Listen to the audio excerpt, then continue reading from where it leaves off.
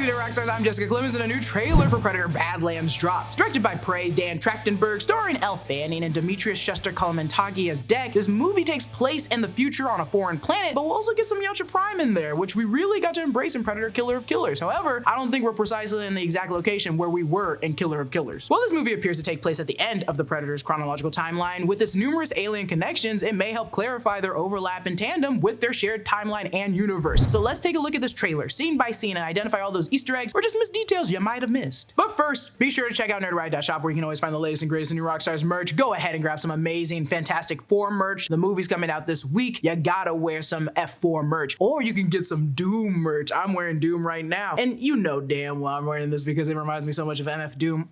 Love you, baby. Also, hold on to your diapies, babies. We got some alien merch coming your way. Going to nerdride.shop is the best way to support the channel and also look good doing it. All right, now let's get into the video. The trailer opens on Thea, played by Elle Fanning, and they're a Weyland Yutani android. We immediately see Weyland Yutani's logo in her eyes and behind her head. This is the same company featured heavily in the Alien movies, which is dead set on capturing the live xenomorph, which might come into play here, or you know, with another creature. Otherwise, Weyland Yutani specializes in manufacturing and designing weapons, spacecraft, synthetic life forms, and managing mining expeditions, colonies, and genetic experiments. Like many multinational corporations, they have a very diverse portfolio. However, they also specialize in creating android synths, of which Thea is one. These androids have been part of the Alien franchise since the very first movie, and in Prometheus, we meet the first model of the androids, David, and Michael Fassbender's David 8. As the trailer frames her out more, we see that she's in like a repair tank, and we can only surmise that the android has encountered something just beastly. As we'll see later and learn, she's an infield android, a field unit model. And in the repair tank, the first thing that sticks out is the name MUTHUR 062578 Weyland Yutani Bioweapons Division. In the original Alien film, the AI monitored the crew of the spaceship Nostromo for their employers, and this AI was MUTHUR 6000 Mother. So 062578 could be designating a more advanced version of Mother, or it could be a date. If so, it would likely be June 25th, 2178. We know it can't be 2078, as Weyland Yutani was formed as a corporate merger in 2099, and 2178 would place it right before James Cameron's Aliens, which took place in 2179, a year before, which would actually be kind of fun. The bottom of the trailer shows us that this is part of their bioweapons division, like I mentioned. In Aliens, Weyland Yutani's bioweapons division was a specialized department focused on researching and developing biological and viral weapons. They prioritized capturing one of the xenomorphs alive, so I wouldn't be surprised if Thea had been sent out on Callisk, or the Death Planet as we've been referring to it as, in search of a xenomorph, or something similar. After establishing the link, Mother downloads the data, suggesting that every outing that she makes, or any android at that, might just be used solely for the information they've obtained and brought back. Now, early casting calls also hinted that Elle Fanning's role would have a sister named Tessa. While Thea is naive and a newer android, Tessa was described as a more militant and driven one. It's unclear if this was true or not, but we could be seeing two different characters throughout the trailer, and I think we are. The rhythmic pounding starts bleeding through the trailer, severing it from Thea's introduction to the Predators. The first teaser played The Who and their song Wolf Totem. I don't know if it's that song again. I was listening very, very closely, and it felt like it could be a bit different, but I wanted to highlight the song regardless if it is or may be the same group. I actually found this group a while back on TikTok because of this guy. The Who is a Mongolian folk metal band, and the song naturally fits the theme of Predator Badlands, where we'll dive deeper into their culture and ancient roots of the Predator's homeworld. Then we see the spacecraft, and we'll get the spacecraft later on in the trailer when we meet the Predator with the white locks. But essentially, I think in this scene, this is that Predator that we see in the bottom left, and Dex just commandeered that ship in a race to catch the apex Predator. We'll get into it a little bit later in detail. Then we officially get to meet and see Deck, the young Yautja outcast from his clan. He's wielding a plasma scimitar, and Thea says this: "So this is your first hunt?" As the poster suggests, it's his first hunt, but his last chance. We learn from interviews and Disney's press kits that this is a young Predator who has been outcast from his clan and is embarking on a journey in search of the ultimate adversary. So it's not hard to piece together and even compare it with the other Predators. This one is just a little bit different. The runt, perhaps, just looked down upon. Similar to Naru and Prey, he just wants to prove that he can do it. The first item, I think, is the backpack, which is identical to the Feral Predator's backpack in Prey. There are symbols alongside the edge, which differ from the symbols that most can identify on their wrists from other movies. They're also different from the hieroglyphs we saw in Alien vs. Predator. However, similar to the Feral Predator from Prey, there are symbols in the helmet that are very similar to the symbols along the ridge of the backpack. The wrist gauntlets feature numerous symbols as well, which I think ultimately will just play a role in the movie's lore that we'll see later on. Additionally, I believe that both the Feral Predator and Deck may originate from the same tribe of Yautjas. The next next item we see, I believe, are the grenades, these spherical grenades. You can see it's shaped like an orange, but it has these dotted lines on the side. I think those lines allow it to become a disc similar to the ones that we saw in Prey and what we'll see by the end of this trailer. Then there's the Yautja bow, which initially was introduced in the game Predator Hunting Grounds from 2020, but this one shoots laser arrows. This design actually reminds me of Omega's bow from the Bad Batch. In an interview with Dan Trachtenberg and Bloody Disgusting, they've confirmed this is Deck's hunting ground, aka Callus, aka the Death Planet. As we can see, the plants or creatures of this planet, like the planet's nickname, have adapted to become just as dangerous. In the teaser trailer released in April, we see these plants shoot darts along with pink mist. When we take another look at the land, the lush green mountains, the clouds, and the heavy natural atmosphere are opposite of what we've seen from the Yautja's homeworld so far. In the distance, there's a stormy cloud with red light, similar to lightning striking, and this all brings me back to Prey when they thought that the ships coming in Prey were similar to that of lightning strikes, so this might be more Yautjas. We then see Deck traversing the jungle, and he's wielding the Yautja extendable spear originally from Predator 2. In a duel with a man-eating plant, we see that Thea takes out some version of like a pterodactyl, and if you look closely enough, she's using the blade that Deck threw at her later in the trailer. If you're a movie fan, you gotta admit that sometimes the sequel is better than the original. Mad Max is super fun, but Fury Road,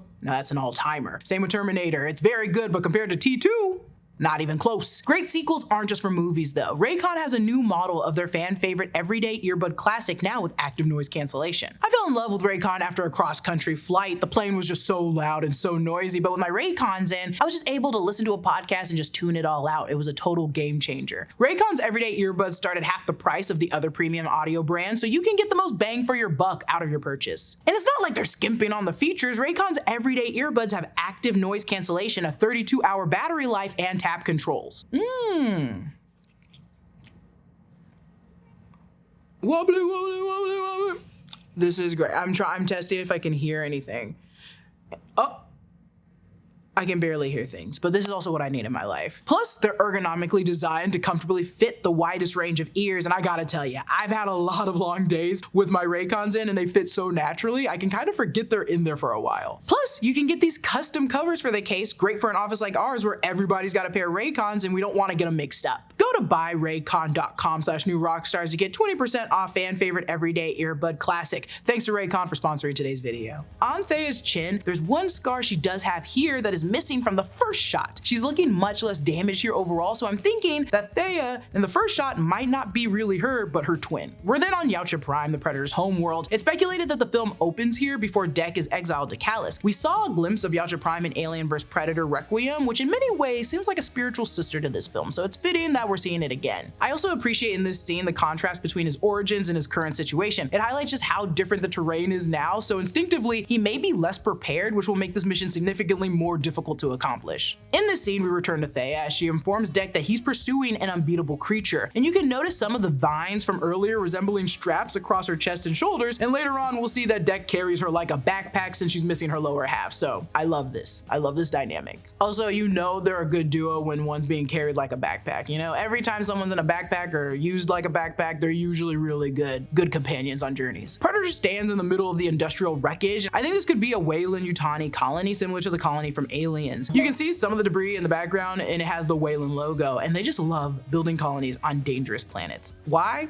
Because why not? We see who I think is Deck traveling to this area on Yautja Prime to confront what I will call for now the Elder Predator. My favorite takeaway from this trailer is recognizing the variety of ships or just the speeders or other vehicles they have created to navigate both space and their planet. The lore can be profoundly deep, especially with modern advancements in visual effects, which means the only limitations they really have here are just the financial ones. And Dan Trachtenberg, I believe, is trying to unearth decades of lore we just really haven't seen on the big screen yet. So I love this. As you can see on Yautja Prime, they have 3 suns, and we saw this scene in the teaser trailer, but it was flipped and they removed the statues and the bones of the animals on the ground. There are 2 statues here, but one of them has 2 visible hands and 3 fingers. Some suggest that this may represent the Amengi, or what remains of their rise and empire. The Amengi invaded Yautja Prime and enslaved the Hish people, who were the ancient ancestors of the Yautjas. Later in retaliation, the Hish staged a significant uprising and eventually became the enslavers of the Amengi. We might be seeing the bodies of the synths on the ground here. Ash, the synth from Alien, bled a weird white liquid as well. And I'm thinking this is the remains of the group we see later, who might be be android guards of this colony. These guards are dressed differently than the colonial marines from Aliens, but they do have similar shoulder-mounted flashlights. We then get a small glimpse to the Yautja trophy room, although I don't think this is Dex's trophy room, you know, because he's new to this. We got a fuller view of this room in the teaser trailer. We also get a similar trophy wall in Predator 2. Some think the big central skull is the Harvester from Independence Day, however, some have also suggested this is the alien from War of the Worlds. We don't see it here, but in the opening teaser trailer, there's a T-Rex skull on the right wall, which means they've been hunting well before humans really actually showed up. Although we did see a pseudo like pterodactyl in this trailer, the T-Rex doesn't necessarily have to be from Earth. It doesn't even have to be like a T-Rex. Like that pterodactyl technically isn't like our pterodactyl because this is a foreign planet. We see a giant gorilla skull that's probably honestly too giant to be a gorilla skull. It's probably a Gigantopithecus. Gigantopithecus. I love saying that word because of the Jungle Book. You might think it's ridiculous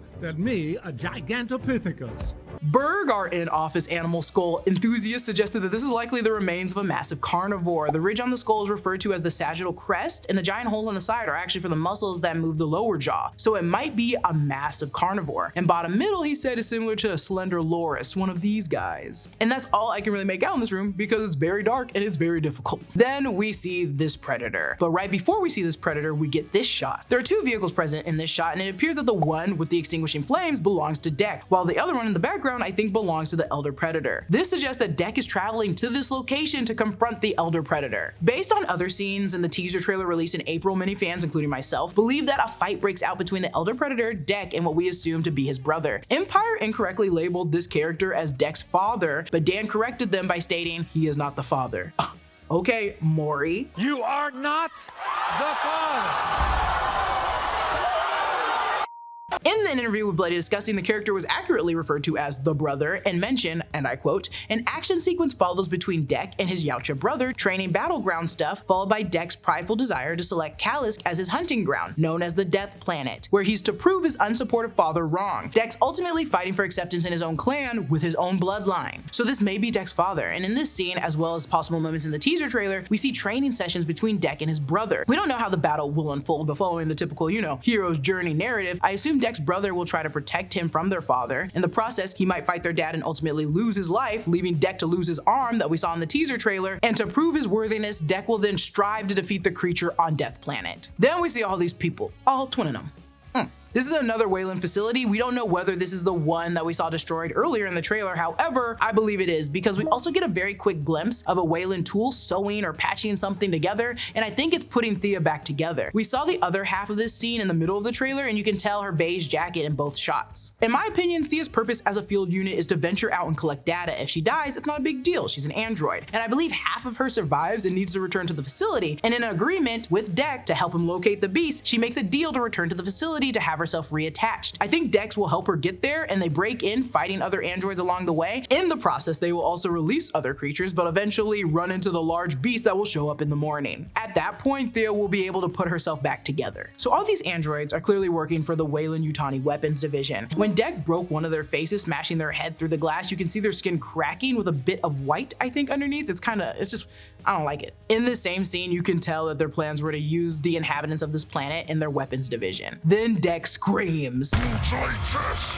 And it's in his native tongue. As most of you know by now, Deck's spoken language was developed by a linguist who was mentored by the guy who created the Na'vi language in Avatar. And Dan has spoken about how they want to treat this language properly, like Elvish in Lord of the Rings or Dothraki in Game of Thrones. So I think that's really cool lore to add behind this. Deck enters a Weyland Yutani building, followed by more Weyland tech. He's shooting a Weyland gun, and let me tell you, I love seeing this scene. Then we see the beast, and Jesus Christ. So in the Alien films, the xenomorphs can bond with alien DNA and create like this strange hybrid creature, and I wonder if that's what we're kind of looking at here, because it is very tentacle-y, which is the facet of mini xenomorph hybrids. Then we see this callback to the iconic ending of Aliens, where Ripley climbs into a power loader and fights the alien queen. This is like an upgraded power loader, or just a massive one, and it's incredible. And then that's it for our breakdown on the Predator Badlands trailer. Comment down below your thoughts on this movie. Are you excited? Do you like this Predator? I love Elle Fanning. I think she's very cute, and I really like her in this trailer. And a special thanks to one of our YouTube members, Sin City Monster, who supports us at the executive producer level. Follow me at Lulu_Clemons. Thank you, Noah Chen, for helping me write this breakdown. It was a lot of stuff we're doing this week because it's Fantastic Four week. Go see that movie too. Subscribe to all of the channels in the new Rockstars network for breakdowns and news coverage of everything you love. Thanks for watching. I'll see you guys later.